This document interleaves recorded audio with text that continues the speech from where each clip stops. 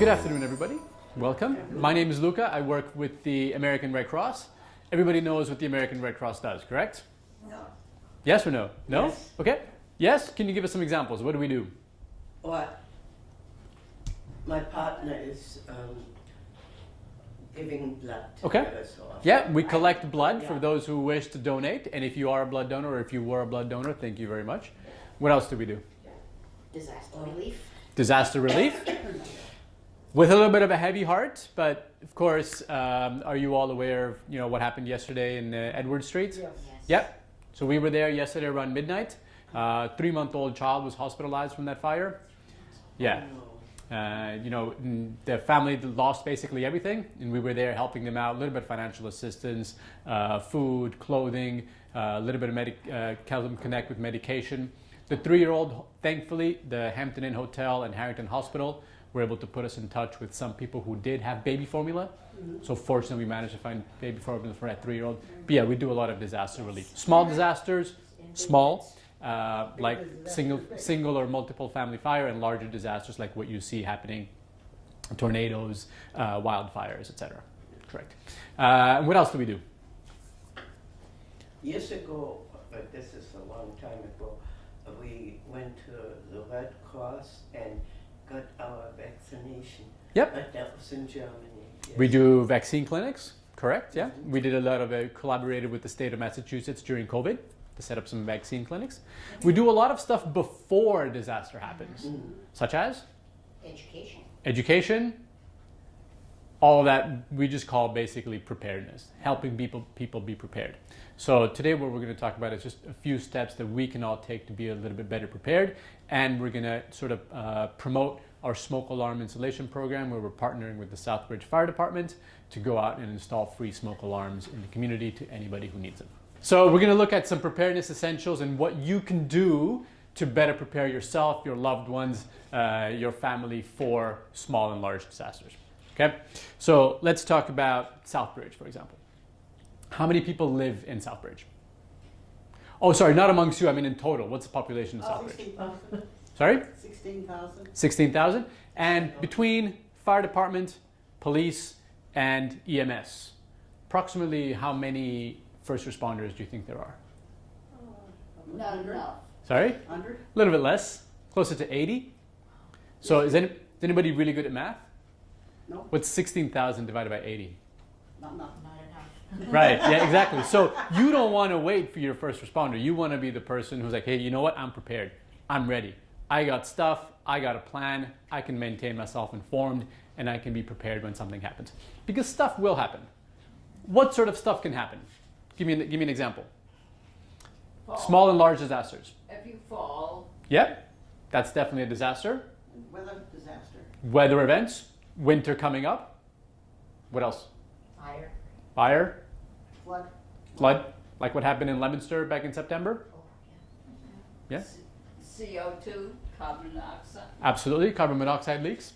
Any one of those, yeah? And amongst a lot of others. So it's not about preparing just in case stuff will happen. It's about preparing because things will happen, all right? And you see the changing world that we live in, more and more chronic type disasters where it's not just like every once in a while, it's basically becoming every day. So we need to be prepared.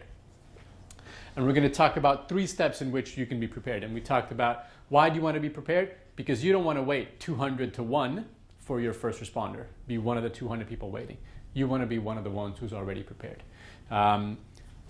Fire, police, EMS, they're going to be overwhelmed when something large happens.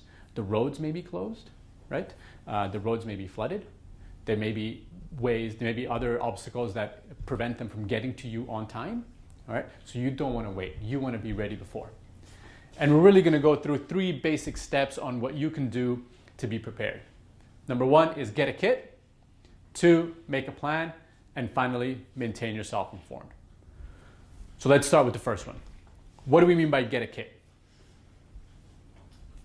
What do you think we mean? Get your medications ready. Medications ready. I have Bandages and stuff like that. Bandages. I have a bag ready for each of us in case you have to leave and just grab that And, Nice. She gets a gold star. Yes, yes. Absolutely. We call that a go bag or a go kit, right? And it's a really good idea to get a kit and prepare them for each individual family members, because each individual family member has different needs. Maybe somebody needs glasses, medication, more heavy clothing because they get more susceptible to cold. Maybe they need an extra pair of crutches just in case, etc. So a small go bag, just the size of a backpack, somewhere around the house where if you have to evacuate really quickly, you've got enough stuff in that backpack to survive for 2 days. A couple pairs of underwear, some extra medication, a couple bottles of water, some non-perishable food items, some heavy calorie granola bars, peanut butter. That stuff will fill you up and keep you going because it's got a lot of calories, a lot of energy in a very small container, right? You don't have to pack a lot of food. If you're going to pack, remember, if you're going to pack canned food, pack a can opener. Yeah. A lot of people forget that, right? A little bit of Peanut butter, cash. tuna fish, stuff like Yeah. that. Sorry? Peanut butter, tuna fish. Peanut butter, correct. Peanut butter goes a long way. Absolutely. Yeah. Pack some cash. When something bad happens, maybe the electricity's out, the power's out, you need to go to the store to get some food, and guess what? The card systems don't work. So a couple, maybe $50 or $100 in small bills, Yes. where if you have to go and buy something real quickly, you've got that ready. My wife and I have 2 of these in the house, and we can just do it right by the door, by the shoes. So if we need to rush out, we just grab them and we can yeah. go. I have them in the bedroom. Okay, yeah. I put them by the door, so at least if you run out, you can just grab them as you go. Perfect. And this one, we call it a 3-day bag, all right, in case you need to evacuate. And customize it for your needs. As you said, maybe some first aid materials, some bandages, extra contacts, extra glasses in case yours break, foods that you know you need, things like that. If you have pets, customize it for your pets, etc. We also talk about things like gathering a larger bag for your home, or a larger container for your home of stuff in case you get stuck in your home. Winter weather comes by, you're closed, no power, no gas, no water for maybe a week, right? Like happened with the blizzard of, what was it, 70 something? 78. Right, exactly. If you're stuck at home, do you have enough water? Not just to drink, but also to clean yourself, to wash your vegetables, to wash the food that you're going to eat. Do you have enough non-perishable food to survive for a week in your home? Do you have some entertainment, right? Some books, some magazines, stuff to read, because you got to think about your mental health if you're going to get stuck in your home for a week, right? It's a good idea. So think about a small go bag in case you got to rush out, and just think about in your home, do you have enough stuff to survive in case you were cooped up in your home for a week in the case of a bad winter blizzard? Not just the home, but where do we spend a lot of time also? At work and in your cars, yeah? And stuff happens when we're out in our cars. So think about a small backpack to keep either at home or in your car. Obviously in your car, think about what you would need in the car. So jumper cables, flares maybe, an extra, one of those phone charger battery packs, right? In case your phone dies, things like that. A couple bottles of water, some blankets. If you get stuck in your car, got to turn the engine off, it starts getting cold, you want to be able to wrap yourself up in a blanket or so, something heavy, just throw it in the trunk and just forget about it. It's going to be there. And maybe also one for your work, absolutely. I usually change mine every 6 months or just update it, right? For seasonableness or the appropriate stuff for the season, right? I might have some sunscreen there in the summer. I take it out in the winter. I might have an extra hat or some like a heavy winter hat there in the winter. I take that out in the summer, things like that. Yeah, so think about, and when I change the clocks, we check our smoke alarms in the home, and we also check our go bags to make sure that everything still hasn't expired, and make sure that everything's seasonal. Check out my alarm. Sorry? I just have to cook supper to check out my alarm. Well, actually, we can talk about that in a second. All right. Second thing, after get a kit, make a plan. You want to be the person who has a plan before something happens. What sort of things would you want to include in your plan? Where are you going to meet? Where are you going to meet? If you get separated from your loved ones, phones are dead, you can't reach each other, where do you go? Where can you go that you know they're going to meet you and you don't panic, oh my God, we're separated, I don't know if they're okay, I don't know if they're not. Also, if the first responders come to you and say, where's your second family member? You can tell them exactly where they are. right? Because you've arranged a plan to meet. We usually suggest one place close to your home, right? Because if you have to rush out, at least you've got a meeting point. And the second place, in case that first point is unavailable, if it's a larger, like community-style disaster that you can't go to your first meeting point, think about something a little bit further away. Right? So for example, my wife and I have that. Our first meeting point is the hospital, which is actually just like 2 blocks down the road. And the second meeting point is actually at the Red Cross, which is like maybe a 20, 25-minute drive away. So at least we know if we don't go to point A, go to point B. So we know where each other are. Meeting point, what else? Well, I think if you have to go somewhere, don't have an empty tank sitting in your car in the yard. Okay. You know, always make sure it's above that, at least half full level. Speaking of going somewhere in your car, if your phone doesn't work, what else might you want to have in your car? Phone connection, charger. The prayer book. You know, let's say if you, hey, I mean, for your mental health, yeah, if you need that for your spiritual health, if you don't know where to go, Maps. yeah, paper maps. Yeah, just a small paper map, stick it in the glove compartment. If you don't have Google Maps anymore or your GPS on your phone, paper map is always a good idea. Yeah. So have that plan ready. But I was saying, sorry, if your phone doesn't work, how many phone numbers do you know by heart? None. I know mine and my wife's, and that's it. And the Red Cross's number, actually, the 800 Red Cross number. That's You don't true. need to. So write them down somewhere. Keep them in your purse, keep them in your car, keep them in your wallet, keep them in your bag, wherever it is. You 3 or 4 emergency phone numbers written down so that in case your phone doesn't work, you can go to a neighbor, you can come here and say, can you call this person for me? This is my emergency contact. All right. Have them written down. How many of you live in a home and how many live in an apartment? Home. Home? Okay. Do you live alone or do you live with other people? Alone. Okay.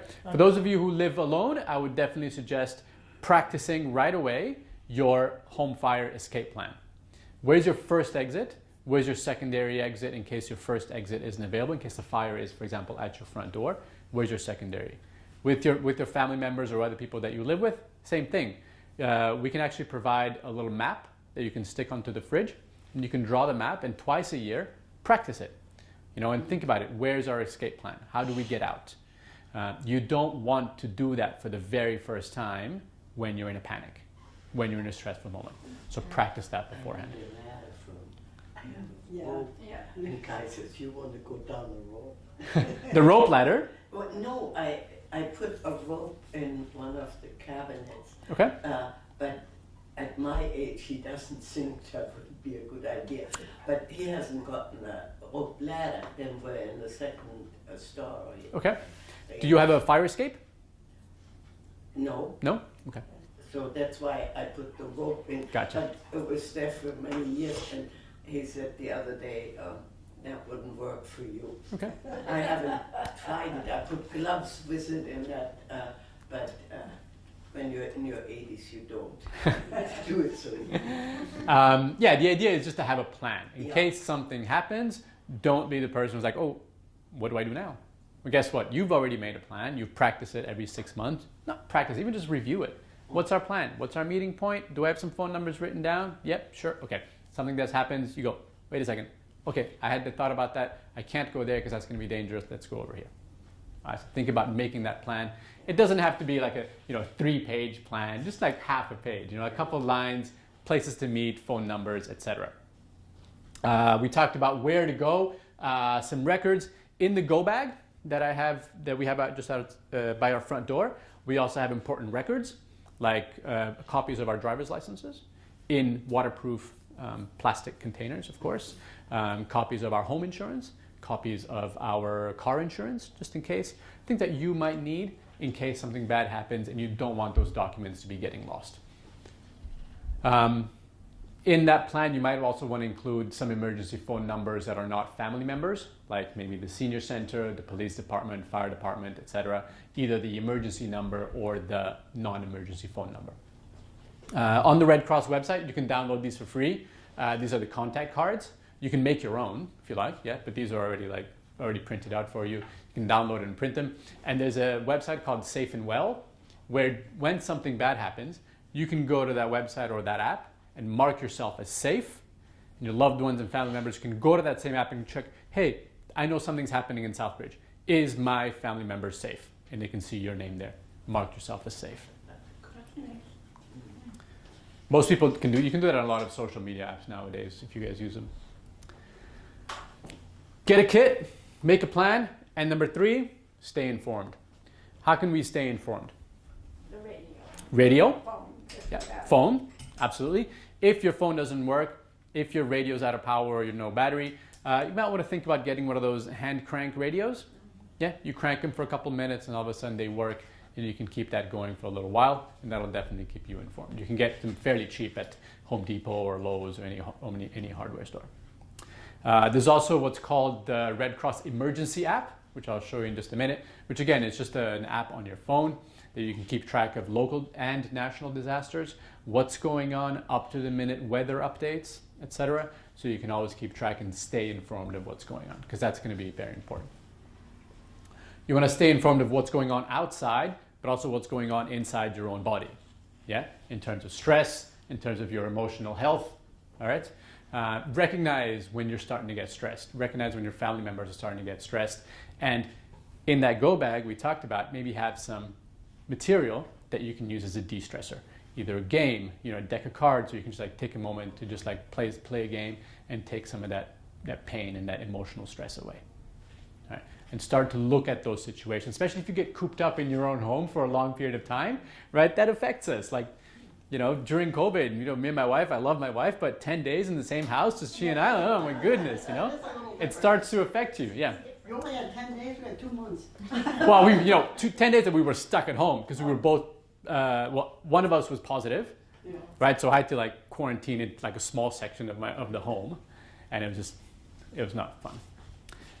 If you do have children or young ones lying around, include them in the plan, include them in practice, make it a game, right? So that when something bad happens, they don't see it as a stress. They said, oh yeah, I remember this game. Let's go play the game. How to run out within 2 minutes. Your tools, we talked about radio, phone. This is the Red Cross Emergency app. It looks like that. And we talked about the 3 steps, yeah? So first one. We forgot already. What's the first step? Your bag. Make a kit, yeah? Second step. Fill it. Make a plan. And last step? Stay informed. Stay informed. So if you follow those 3, they're fairly simple steps. You can do a lot to help yourself prepare. So let's talk a little bit about what happened last night. So home fire. Yeah. What the Red Cross is doing is we're partnering with the Southbridge Fire Department. If you don't have smoke alarms in your home, or if you know somebody who doesn't, or if they're old, or if you need them replaced, change the batteries, check them, see if they're working, we can help do that.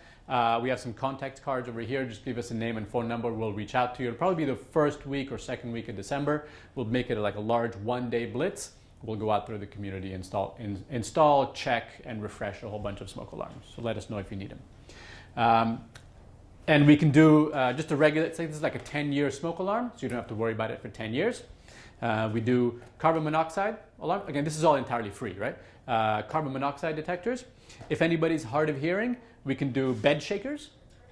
Bed shakers are great. It's basically a radio alarm clock sitting next to your bed. If it detects that your smoke alarm is going off, it'll do 2 things. One, it'll start yelling, fire, fire, fire, right by your bedside, so you'll wake up, hopefully.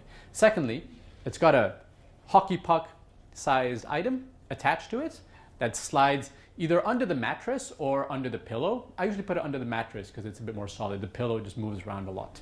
And it vibrates like crazy. It's such a strong vibration that you will feel it. It's going to wake you up. It really does sort of shake the bed, and you do wake up from it. If you know anybody who's hard of hearing, let them know, and we can go out and install these. And if they're not in bed, we also install strobe alarms. Those ones you probably have seen more frequently. There might be some in this building.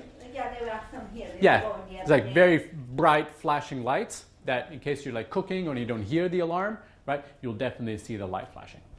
So let anybody know. Let's go back to the fire that happened yesterday, for example. If you have a home fire in your home, all right, first thing, yes, please have a smoke alarm.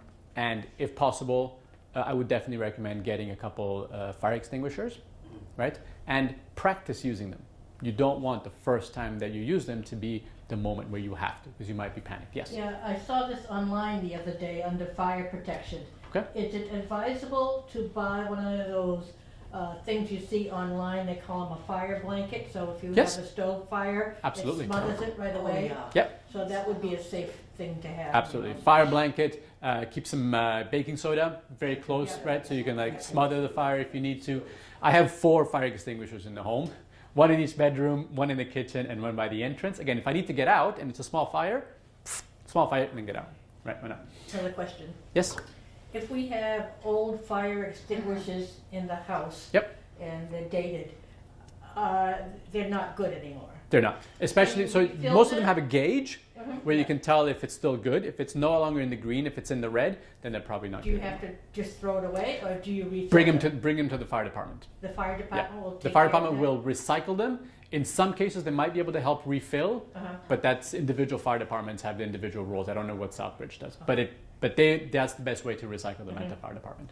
What about the new, they're selling a lot of aerosol kind of fire extinguishers Yep, now. the very small ones. Yes. Yeah, absolutely, that's fine. Again, this is for small fire, right? A lot of times what happens is people don't have the tools to keep a small fire from becoming a big fire. What happens is, it's small fire, they don't know what to do. They're like, oh my God, what do I do? You know, in 30 seconds, that fire has doubled in size. So at that point, it's too late. We do recommend that you practice getting out of your home and your apartment within 2 minutes. And the reason for that is a fire will double in size every 30 seconds. So if you're good at math, 30 seconds, 30 seconds, 30 seconds, 30 seconds, after 2 minutes, it's like 16 times the size or more. It's going to be huge. So if you have a fire blanket, a small fire extinguisher, something to put it out, or you need to be able to get out within 2 minutes. I need a ladder, that rope ladder.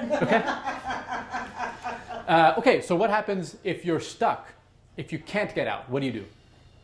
To the floor. Yeah, get low and go, because smoke tends to rise. Yeah, so if it's possible, get low and crawl. But what if you can't get out? What do you do in your fires, like say in the hallway of an apartment building, and you can't get out of your apartment because the door is there and the fire's on the other side, and you don't want to jump out a second floor window? What would you do? Put things by the door so the smoke doesn't get in. Wet blanket, right? Just, if it's a dry blanket, it's fine, Yeah. right? Preferably wet so it doesn't catch fire, and it seals a little bit better. By the door, keep the smoke from coming in. How do you know if it's safe to go outside? Feel the door. Feel the door? How? Door hand in hand. How did you take your? Do all of you have children? Yes. Okay. Or how did you take a young person's temperature when they were younger? With the back of your hand, yeah? We always recommend using the back of your hand. The back of your hand is more sensitive than your palm, so it might feel heat better. But also, have you ever grabbed a very hot pan on the stove? When you put your hand around it, your muscles feel heat. The natural inclination is to like tighten, right? So you might actually burn yourself even more if you grab something like that. With the back of your hand, the natural inclination is for the muscle to tighten and therefore to recoil. So always use the back of your hand, see if it's hot. And if it's hot, don't go out. What can you do with the window to tell somebody, hey, I'm in trouble? Do you open the window? No. Why not? Oxygen. Correct. You don't want to bring more oxygen, that'll just fuel the fire. What can you do? See this beautiful bright yellow jacket or bright red shirt? Hang it out the window? Yeah, just open the window a crack, put something out, and close the window. Fire departments are trained, especially when they go to apartment buildings, right, to look for signs of distress. If they see something bright hanging outside the window, they know somebody's in there and somebody's in distress. So that's the first place they're going to go to. So if you have something bright, put it outside the window and just close the window. You can also, go ahead. I was going to say, sometimes the windows don't open. The windows don't open, hang something outside, just on the window. Tape it, or if you have like a coat rack, just hang it right there so they see something bright. You can also make a lot of noise. I would not recommend screaming. If you scream, you're just going to tire yourself out. You're going to dehydrate yourself. Okay, just make like a lot of noise. Bang 2 pots together. Something irregular, so they don't think it's like very loud music from your neighbor. Right? Don't make it to a beat. Just like bang a couple pots together. Make a lot of noise. Don't scream. You're going to tire yourself out. You're going to dehydrate yourself just by screaming. Okay. All right. Questions? I just have a curiosity. Yes. We have had fire alarm things in our house for 52 years. Okay. Never have they not gone off other than 2 o'clock in the morning. So that probably means they're old alarms. Yeah, but I mean, every one we put in there, they never go beep, beep, beep at, 12 o'clock in the afternoon or 4 or 5 o'clock at dinner. It's always in the middle of the night when everybody's sleeping. Okay. So 2 things. One, I would check, and we can help you, and the fire department can help you check where they're placed. Because sometimes the location, Massachusetts Fire Code has specific rules as to where they should be placed to prevent things like that. So definitely not within in the kitchen. No. All right, within a certain height. If you're going to put it not on the ceiling but on the wall, etc. And I would also check how old they are. Maybe they need new batteries. Are they hardwired or are they? No, they're that. They're batteries. Well, this one hasn't done it yet, but Okay. way Again, back when. if you're interested, we'll gladly come out there and check and replace anything that's needed. We had a spider crawl into ours once. Yeah, that happens. That happens. Well, actually, so the good ones is that these ones are sealed battery, so the spider can't really affect the battery. But the one I have now is smoke and carbon monoxide. Okay. Those are okay. Those are great. Yeah. These we don't have the combos. We do 1 smoke and 1 carbon monoxide. We do 1 carbon monoxide per floor of your home, and then 1 smoke per bedroom, and then usually 1 in the living room. Now, So what this- if you have hardwired? Do you replace the hardwire ones? Fire department or electrician. Okay. We're not licensed Can you electricians, so we put- can't do. replace a We can hardwi- add smoke alarms, Uh-huh. okay, but we can't replace or renew your hardwired ones.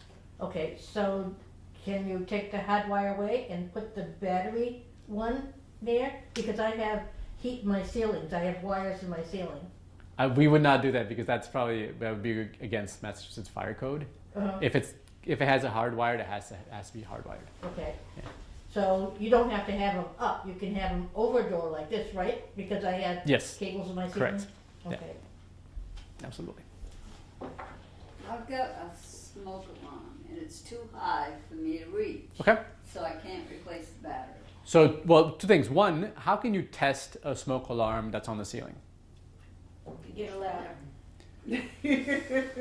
I use I have a better idea. Right, I can. What's the risk with the ladder? Falling. Falling. Yeah? How many of you have a broom in your home? You have a broomstick, right? Somewhere? What I would do is lean up against the wall and just with the broomstick. You don't want to do the broomstick like this because you're leaning back, right? And again, you might lose your balance and fall. So lean up against the wall and with the broomstick, test it. If you need somebody to help replace it, again, call the Red Cross, call the fire department, we can help you come replace it. Couldn't you lower it though? So it has to be within, again, Massachusetts Fire Code says it has to be within 6 inches of the ceiling. So, yeah. That's high. Because smoke rises, right? Smoke rises. So if you put it too low, the smoke might be out here and the smoke alarm is not going to detect it. So it's got to be high enough, yeah. Well, thank you all for your time and your attention. It's been lovely. Again, if you do want contact cards over here, just name and phone number. We'll reach out and tell your friends, tell your family members, tell your loved ones, tell your neighbors, anybody who needs a smoke alarm. I have no. Reach out to us. I could give you some paper, like with actual notes. All right, thank you all. And if you need some information, so this is from FEMA, from the packing list, emergency supply list, things that you might want to keep track of whether you have these in your home in case of an emergency. So maybe keep one of these and put them on the fridge so you remember them. Is it really better to have the smoke alarm separate from the carbon monoxide? Makes no difference. Okay, because mine's stuck together. Yeah, that's fine. Combos are great. And we only have to drill once instead of having to drill twice. Yeah, and they're not the prettiest things in the world, right? So you'd rather have just one and not Well, two. they kind of match the ceiling when they're white, so Okay. it's not like There you go. red or blue. It's Yeah. safe. So either combos or separate. All right, thank you all.